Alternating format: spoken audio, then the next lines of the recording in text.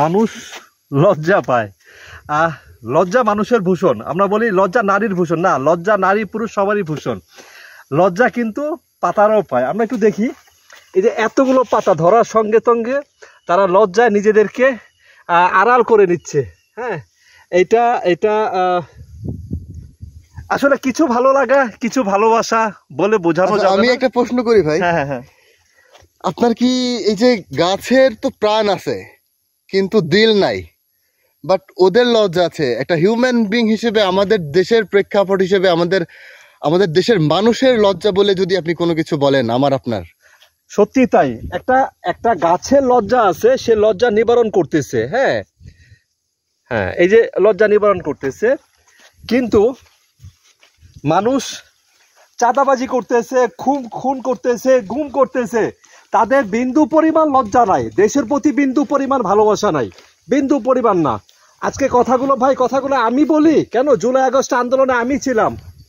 আজকে যদি government change না হইতো, আমার মতো হাজারো মানুষ ভিকটিমের শিকার হইতো। এই কথাগুলো আমি বলতে পারি। আমার ফ্যামিলিতে 5 জনের মধ্যে 4 জন মুক্তিযোদ্ধা ছিলেন, একজন বীর প্রতীক ছিলেন। কথাগুলো আমি বলতে পারি, আমরা বলতে পারি। যারা অনেকে দালালি কথা বলেন, দালালগিরি করেন, তারা, আমরা কোনো সুবিধা নেওয়ার জন্য কাজ করি নাই, তখনও না, এখনও না। তাই লজ্জা নিবারণ করা উচিত, ঠিক না? শুধু কাপড় চোপড় পরলে লজ্জা নিবারণ করা যায় না। লজ্জা নিবারণ করতে হয় অন্তর থেকে, মনের থেকে। যাদের লজ্জা নাই, তাদের বিবেক বোধ বলতে কোনো কিছু নাই। মুখে বড় বড়, অন্তরে বড় বড় কথা।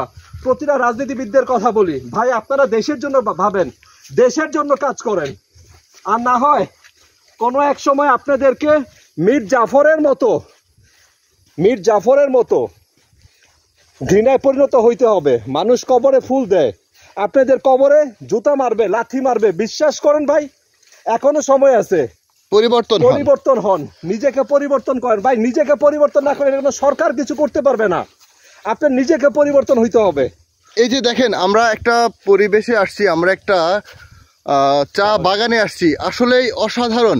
এখানে তারা যারা অর্গানাইজ করছে, তারা বলছিল যে এই টি বাগানে কেউ আপনারা নোংরা করবেন না। আমরা নিজেরাও কিন্তু নোংরা করি নাই, কারণ এখানে একটা পলিথিন নাই, একটা চিপসের প্যাকেট নাই, একটা সিগারেটের কোনো টুকরা নাই।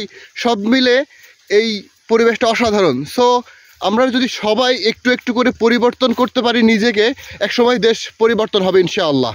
সবারই বলা উদ্দেশ্য, শেষ সময় একটা কথা বলি, গাছ যদি লজ্জা নিবারণ করতে পারে, তাহলে মানুষ কেন নয়?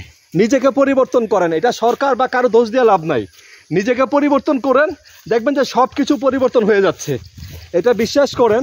এই দেখেন এত সুন্দর ফুলগুলো, এই ফুলগুলো যদি আমি কেটে নিয়ে যাই, ধরে নিয়ে যাই, এই ফুলগুলো যদি আমি নষ্ট করি, আমার ক্ষতি। এটা তো আমার ক্ষতি ভাই, আমার চোখের ক্ষতি, আমার চোখের দেখার সৌন্দর্যের ক্ষতি। ঠিক এইরকম দেশের কথা বলি, দেশটা ক্ষতি করেন না ভাই, দেশটা আর ক্ষতি করেন না। 55 বছর পর, 55 বছর হয়ে গেছে যে প্রত্যাশা নিয়ে স্বাধীন করা হয়েছিল 2024, 1990, 1971, কোনো স্বপ্নই বাস্তবায়িত হয় না, শুধু আমাদের কারণে, আমার কারণে। এই জিনিসটা মনে করেন, কারো দোষ দিয়ে লাভ নাই। নিজেকে পরিবর্তন করেন, নিজেকে বদলান, দেশ বদলাবে। আর কোনো কিছু না। সিরাজুল অপু বলছি।